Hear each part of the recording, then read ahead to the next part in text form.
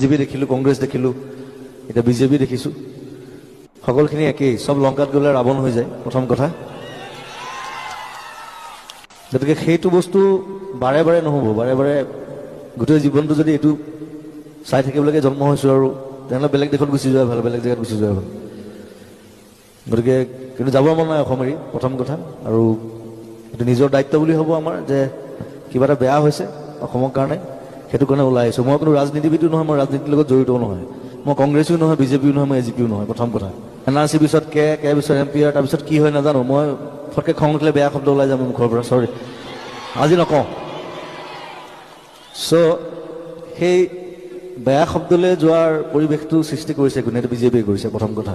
বহুতে মনে মনে ভিতৰত থৈ দিয়ে, ক'বলৈ বেয়া পায়, ষ্টেজত নকয়, মই কৰি দিওঁ।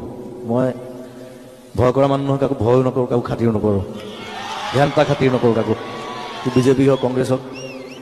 মই গান কৰিম, চিনেমা কৰিম, মোৰ সেইটোৱে কাম। মোৰ যিটো কামৰ কাৰণে পঠাইছে ঈশ্বৰে, মই সেইটো কামেই কৰিম আপোনালোকৰ কাৰণে, মৰালৈকে কৰিম।